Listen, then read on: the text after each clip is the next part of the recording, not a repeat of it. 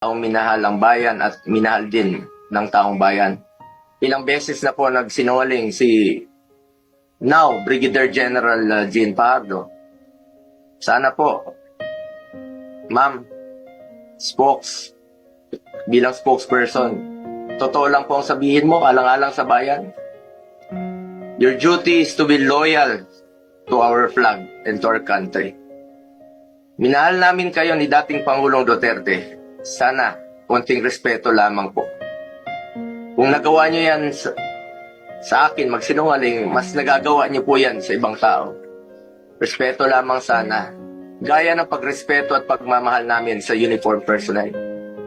Sinabi mo, nagpupunas lang ng pawis ang ilang pulis na nakuna ng video na umiiyak habang inaaresto si Pangulong Duterte. Mapigilan mo bang umiyak? Nasasaktan po yan. Doon lamang po tayo sa katotohanan at piliin nyo lang laging magsabi ng totoo alang-alang sa bayan. We must always entrust our loyalty to the Filipinos, to our flag, and to our country. Di naman po parating sinasabi ni dating Pangulong Duterte sa inyo. Just be loyal to our country and to our flag. Di na niya kayang tumakas. At alam niyo po yun. Di na niya kaya kayong takbuhan. Dahil hirap na nga siyang maglakad, nagsusungkod na nga lang po siya. Imbis na umunlad, bigla tayong umurong. OFWs, pinapauwi natin. Noon, ginagawa natin ang paraan. In fact, si dating Pangulong Duterte, sumusulat yan sa mga king o sa leader ng ibang bansa para makauwi.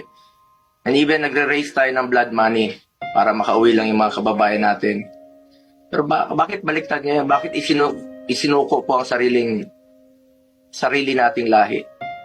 Hindi ko lubusang matanggap na siya ay nililiti sa ibang bansa gayong siya ay isang Pilipino.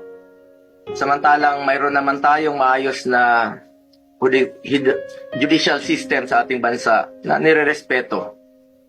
Kung consistent po ang gobyerno sa posisyon na ito na hindi kilalanin ang jurisdiction ng International Criminal Court, bakit hinayaan po nitong ma-implement ng warrant of arrest ang Interpol mula sa isang korte na hindi naman natin kinikilala?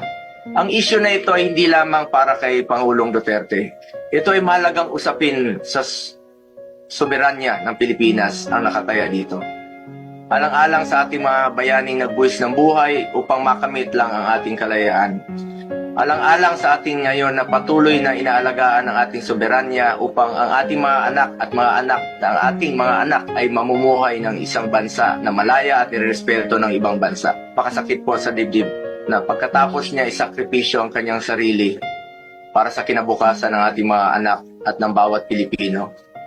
Imbis na ibigay sa Pilipino ang paghusga sa mga ginawa ni dating Pangulong Duterte na paglaban sa droga at kriminalidad, sadly, hindi po ganun ang nangyari. Pilipino po ang dapat humusga sa totoong sitwasyon sa bansa.